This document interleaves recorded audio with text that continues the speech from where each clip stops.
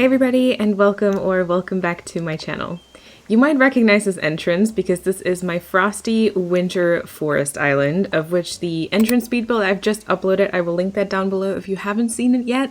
And I thought because it might still be a little bit of time until I actually upload this DA and I'm done with this island, I would give you a little island update today, show you what I've done so far, talk about some of my experiences building a winter island, because I have failed before, kind of. And I will also show you the amazing winter codes that I'll be working with that have really helped me so far kind of turn this island into something that's been bringing me a lot of joy. So, without further ado, I would say let's go ahead and start the tour. Alright, so of course the entrance, you might know already. You might have seen me build this. I wanted some impressive waterscaping and landscaping, so I made these like waterfalls. There's a little bunny at the top, and there is my absolute new favorite villager right there, T-Bone. I love him. I love him so much. Look at his tiny eyes and his fringe, and he's just so... He always hangs out when I build stuff, like every single time. I swear he loves me just as much as I love him. There have been some weeds here that have grown too high, but I'll take care of that another time. We got Fang living here by the entrance. Fang likes reading and education, so he got a bunch of books.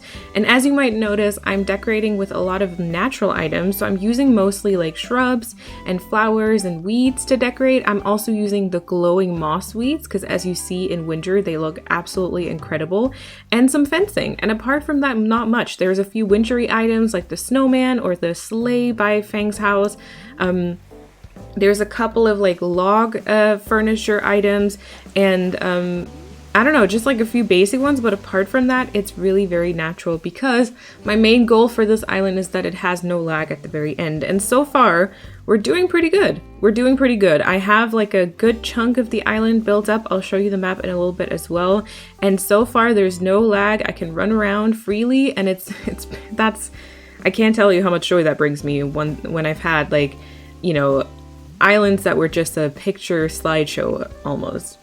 Also, I just want to say, we built so long without vines, but now that we have them, it feels weird to not put them up. So obviously you find those throughout my winter island as well, because as you can see, they turn into this beautiful, like cold bluish green kind of shade. I absolutely love it. It's kind of like the trees, and I feel like it fits perfectly.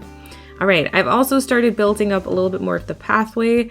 I have this tree surrounded by path because that's one of my absolute favorite things to do. I always find that such an interesting kind of pathing and code and decorating moment. I don't know. And then you might see there's little bubbles blowing here because I actually put this machine behind the cliff. One of my favorite things to do. I did this with the confetti machine for like you know, trees and flowers and stuff, but in winter I just thought this was so kind of cute and magical.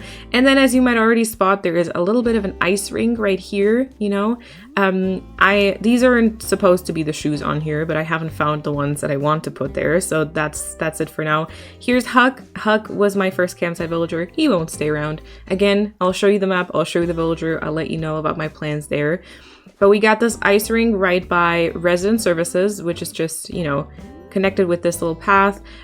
This is the flag that I chose because it perfectly transports the vibe. I feel like I really wanted to have kind of this like serene and peaceful frosty forest vibe, and I think this is perfect. And then the moon right by resident services makes me weirdly happy for some reason. I have to see if, like, at the end of February, because I don't want my holly bushes to bloom in the DA, if by the end of February maybe the Festivale decorations are gone, because they're a little distracting, I feel like, but we will see, we will see. All right, let's continue on the right hand side over here though. I have, next to the ice rink, I've made this little cafe area. There's still like a tea item or coffee item or something missing here, but apart from that, it's just this like truck. Oh, that's not a good view. But yeah, this is a little, you know, coffee kind of truck next to the ice rink. And then it kind of continues over here. Also, a little heads up on my beaches. I haven't done anything on my beaches just yet. I feel like there might be a few here and there that I do decorate, but apart from that, I feel like beaches in winter don't need too much attention because it's winter, you know? But yeah, let's head on over here. I got Shino's house right here on this floating island, but it won't actually be Shino's house. This will actually be Flurry at some point. I'm keeping Shino for a friend of mine right now. And then in the end, Flurry will live on this floating island with the snow angels, a little sleigh, the blue and white kind of table that'll fit her house for her picture, because that's something I always like to do. And then there's some waterfalls behind her house, kind of, that I just thought were kind of a nice moment. They're kind of covered by the house, but I still feel like it's kind of a nice area. This is also the area you see in the flyover, which is kind of nice with the floating island because it looks pretty cool from the top-down view. And then you hop over here as indicated by the planks. You know, you see that little bunny, and there is a pathway over here. The museum is not really supposed to be here. That's just where I plopped it right from the start. And as you can see, Stu! That's another one of my favorites. Look at him. I had a picture. I'll show you the picture. I saw Stu and T-Bone sitting next to each other on the resident services bench. I squealed and almost died. It was too cute. But yeah, the museum isn't going to stay here. I think I'll also take away a part of the cliff because I kept the original landscaping and I've just kind of been adapting it.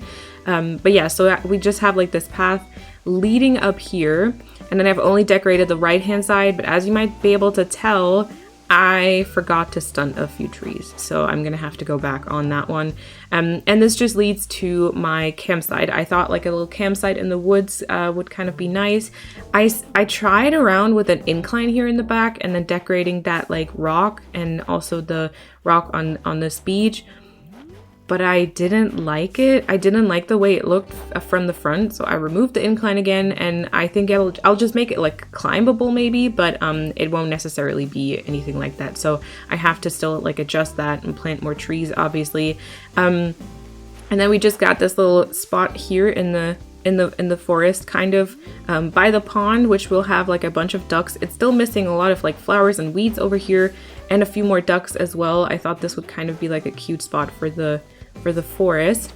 And then I also indicated that you can go over here and then climb up. I still want to place like a ladder or something.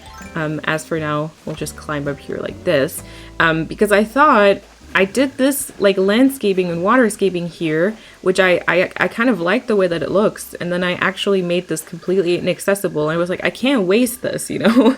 Like I made this and I can't waste it, so I decided to make a spot here where you can climb up, because not only can you then see some of this waterscaping, but also, you know, there won't really be anything up here. I'll just put like trees and flowers, but you have this kind of nice view, which I think is quite adorable. I thought of placing a few more ducks up here as well, some more down below by the pond, and then this will just be like the little duck pond by the campsite. I thought that would be like a cute picture moment and a good way to not waste this kind of waterscaping that I did here.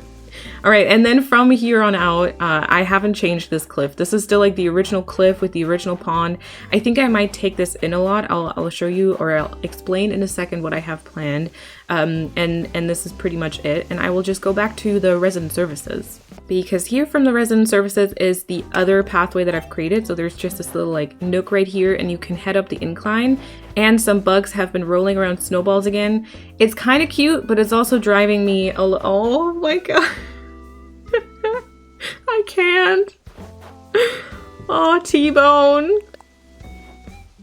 He truly, I'm not even kidding. He is one of the top 3 for me, I think. I mean, Flurry above anything and everything, obviously, then Lyman, and then T-Bone, I think. I'm not even kidding. Look at him. And his house is beautiful too. I'll show you his house in a second. But yeah, we just got the little cliff with the moon. And then you see that there's like a river kind of ending here. I still have to kind of connect that. I think I'll probably still shape. Oh my god, focus. Okay. I still have to kind of shape this cliff here, I think.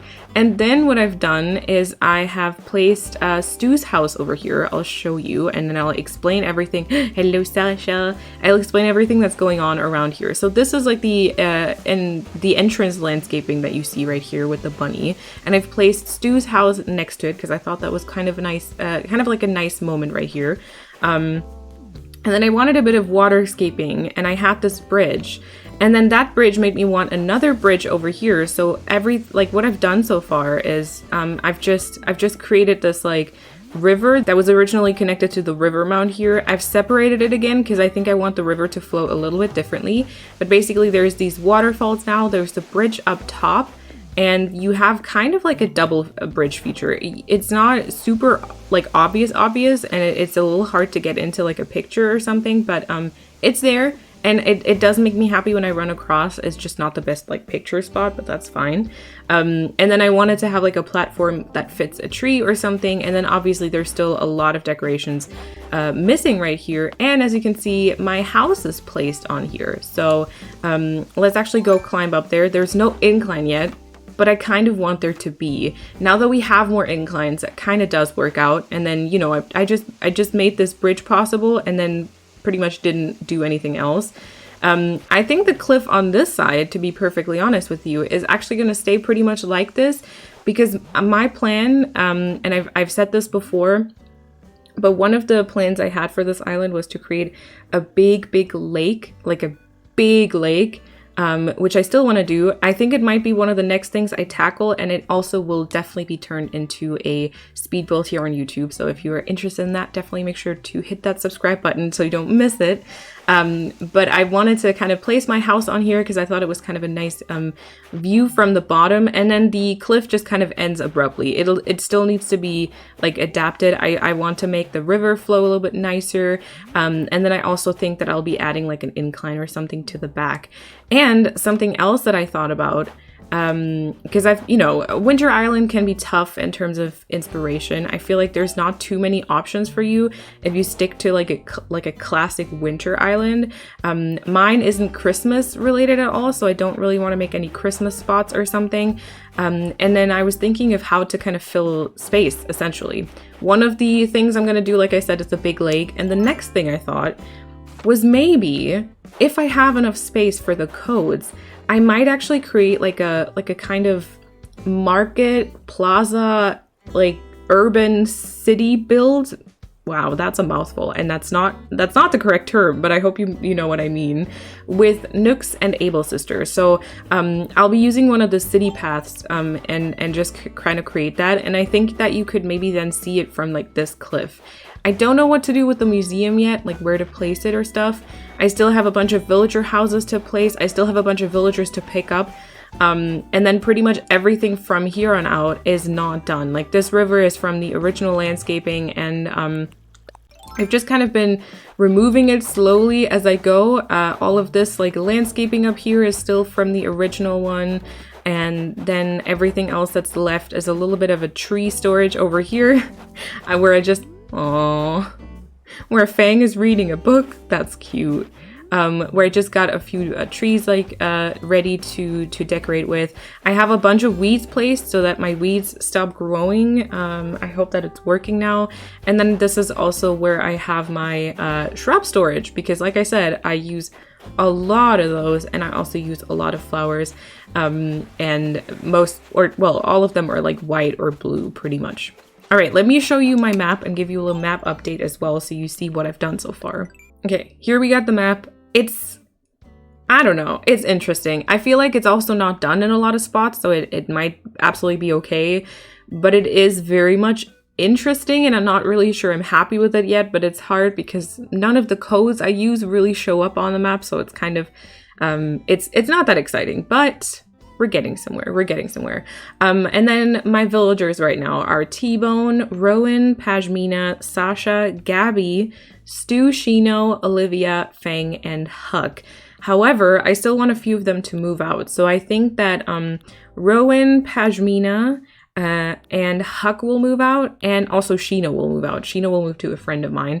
Obviously, you might have spotted it already. Flurry is missing. Flurry will move on to this island, absolutely, of course.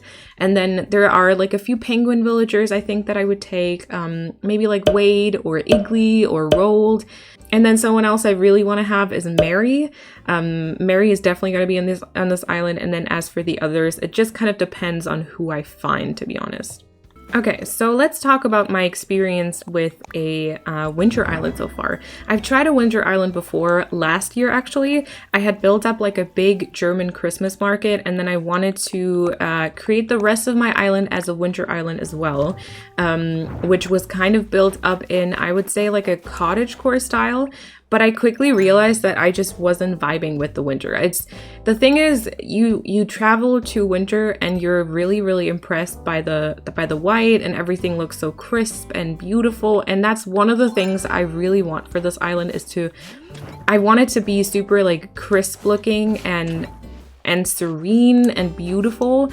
But that's also what makes it kind of boring at some point. Like I was craving this color again at some point, because the while you have like constant change over the other seasons, like the grass constantly changes color at least slightly, it doesn't do that at all in winter. It just stays white for 3 months. For 3 entire months it just stays white and doesn't change whatsoever, and that can be quite hard. So I have to say I'm super lucky in that sense that I have more than one switch and therefore more than one island, because I'm also working on the exact opposite of this right now, and I'm working on a tropical summer part on my like Four Seasons island. So whenever I kind of feel fed up because of all the white, I can just switch to another island. But I realize that that's not something that everyone can just do, and so it's definitely been interesting. It's been tons and tons of fun to work with this like natural decorating that I'm doing. So just using shrubs and flowers and fences. I've done that a lot on my no terraforming island, and I've really grown to love it. I always like overthought my decorations a ton, and I wanted to create all these impressive areas. While trees and flowers and some fences really kind of already do the trick almost. So that's been very much fun. But I have to say that I was flying to a friend's island who just restarted, who's going to be doing like a spring core. And so she has already placed her island in spring kind of. And I was flying there and I was like, oh my God, this like green grass, I already kind of miss it, even though I still see it on like other islands that I have. And so, if you end up doing this, if you end up creating like a winter island, I can really only recommend maybe have some fun with the DLC if you have it, or with a different island, like have different vibes so that you can still kind of have a bit of change here and there and not be like drowned in this white for like 3 months, because that can just be like way too much. I'm pretty sure that one of these trees was supposed to be stunted as well. It's so annoying because now I don't remember. Now I don't remember at all. I feel like this one maybe. Let's try this one.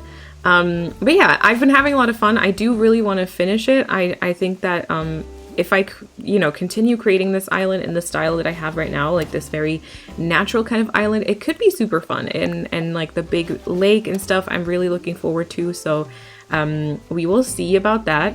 But obviously, I'm not gonna pressure myself too much. If at some point I notice that the inspiration is just not there anymore and it's frustrating me more than bringing me joy, I'll either just kind of like get rid of the island and do something completely different, or I'll just put it aside for a little bit. Like like I said, I do have the option of being able to work on something else, so that's kind of that's really kind of nice. So I will make sure to do that.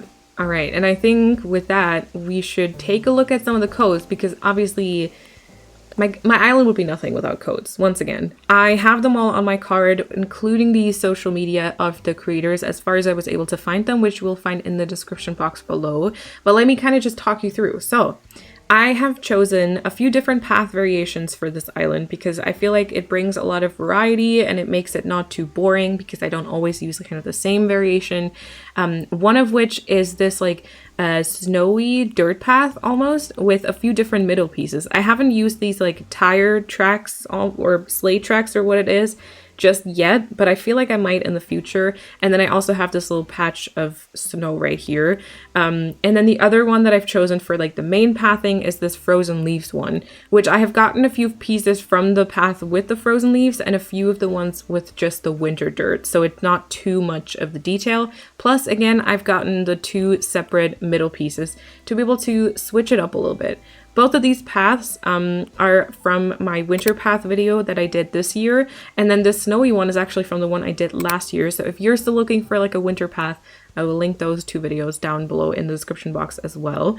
And yeah, I've gotten this snow path as well with the single snow patch. I love to use that in like little areas where I just have like a seating area or by that coffee truck, just as kind of like a code ground variation underneath. You know, I'm not using any filler codes on this island, to be perfectly honest. Like I don't have any leaves or stuff, but I still like to keep things a little interesting here and there.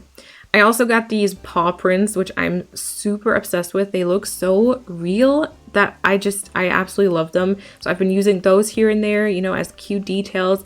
I do have snow angels. I have the two different versions. I have the kind of diagonal one too, because I've used them. I think I'll use them in a bunch of areas, and they really add so much. I do also have the planks. I kind of need planks on every single island, and this creator is my absolute favorite when it comes to these plank codes because I love the shape of them a lot. I've chosen the ones that are really like dark brown, without the leaves, of course, because, you know, winter.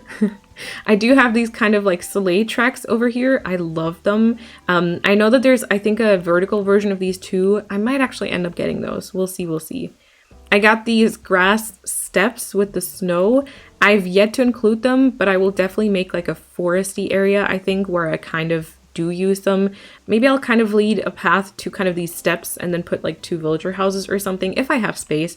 I think that could be a lot of fun. And then something you've also seen, of course, is this ice path, which I'm using as my ice rink. I think I will probably end up using this in like another area on the island as well, because it is truly like a very pretty code. And of course, with the ice rink, I'm also using this skating code.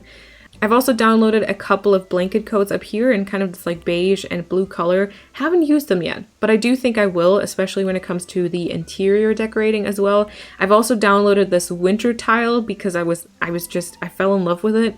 I haven't used this either, but we'll see if I can.